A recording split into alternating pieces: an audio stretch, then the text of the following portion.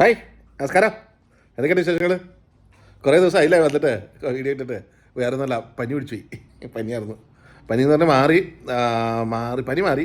മൂക്കടപ്പും ജലദോഷം അങ്ങോട്ട് കംപ്ലീറ്റ് പോയിട്ടില്ല. മൊത്തം നീർക്കെട്ടൊക്കെ പിടിച്ച് ആകെ ഇതായിരുന്നു. കാരണം തണുപ്പല്ലേ ഇവിടെ, നല്ല തണുപ്പുണ്ടായിരുന്നു.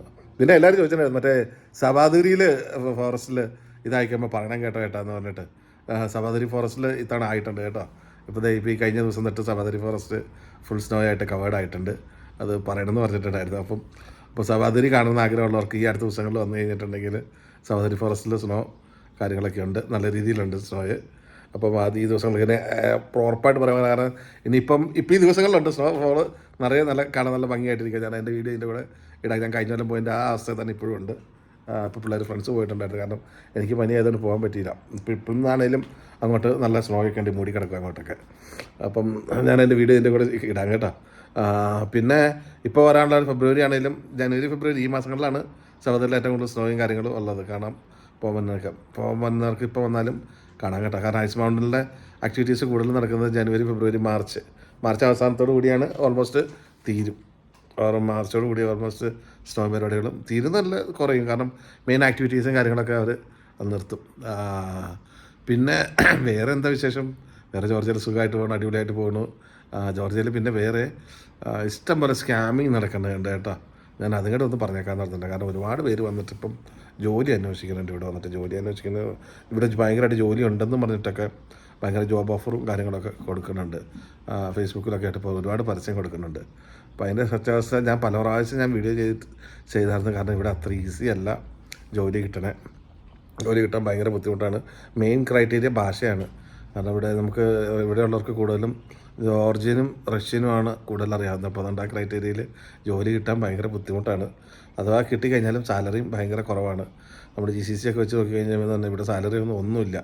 കാരണം ശരിക്കും പഴയ പോലെ അല്ല ജീവിതച്ചെലവ്. ഞങ്ങൾ വന്ന ടൈമിലൊക്കെ എന്ന് പറഞ്ഞാൽ ജീവിതച്ചെലവ് അന്നേരം ഭയങ്കര കുറവായിരുന്നു. പക്ഷേ ഇപ്പോഴത്തെ അവസ്ഥ വെച്ചിട്ട് ജീവിതച്ചെലവ് ഭയങ്കര കൂടുതലാണ്.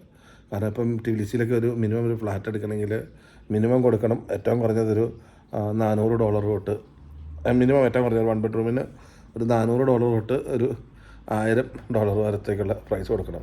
ഈ $1000 വരുമ്പോൾ പ്രൈസ് കൊടുത്തു കഴിഞ്ഞാൽ അത്രയും നല്ല സാലറിയൊക്കെ കിട്ടണ ജോലി ഇവിടെ കിട്ടി സ്റ്റേ ബാക്കൊക്കെ ചെയ്യാമെന്ന് പറഞ്ഞു കഴിഞ്ഞിട്ടുണ്ടെങ്കിൽ ഭയങ്കര ബുദ്ധിമുട്ടുള്ള കാര്യമാണ്. സാലറി ഇല്ല, സാലറിയൊക്കെ ഭയങ്കര കുറവാണ്.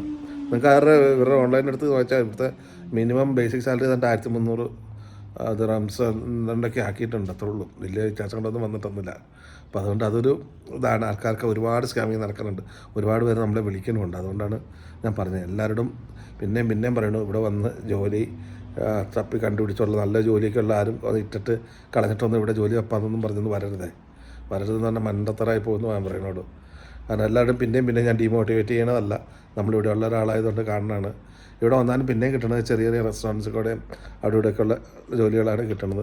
കിട്ടിക്കഴിഞ്ഞാൽ അവർക്ക് കിട്ടുന്ന സാലറി എന്ന് പറഞ്ഞിട്ടുണ്ടെങ്കിൽ 600-700, പിന്നെ ഫുഡ് അക്കോമഡേഷൻ അങ്ങനത്തെ കാര്യങ്ങളൊക്കെ കിട്ടത്തുള്ളൂ. അവരാരും വിസയ്ക്കും സപ്പോർട്ട് ചെയ്യത്തില്ല. കാരണം വിസയ്ക്കൊക്കെ സപ്പോർട്ട് ചെയ്യണമെങ്കിൽ ഇത്ര സ്റ്റാൻഡേർഡ് ഇത്രയും റിക്കവറൊക്കെ ഉള്ള കമ്പനിക്കാണ് വിസയ്ക്കൊക്കെ സപ്പോർട്ട് ചെയ്യുന്നുള്ളൂ. എന്നാലും ആൾക്കാർക്ക് ഇത്ര സാലറി കൊടുക്കുമെന്ന് പറഞ്ഞിട്ട് ഞാൻ അതിൻ്റെ കൂടെ അറ്റാച്ച് ചെയ്യുന്നുണ്ടെന്ന് നോക്കി. ഇതിൻ്റെ അകത്ത് ആൾക്കാർ ഒരുപാട് ഇഷ്ടം പോലെ ഇപ്പോഴും കയറി വരുന്നുണ്ട് കേട്ടോ.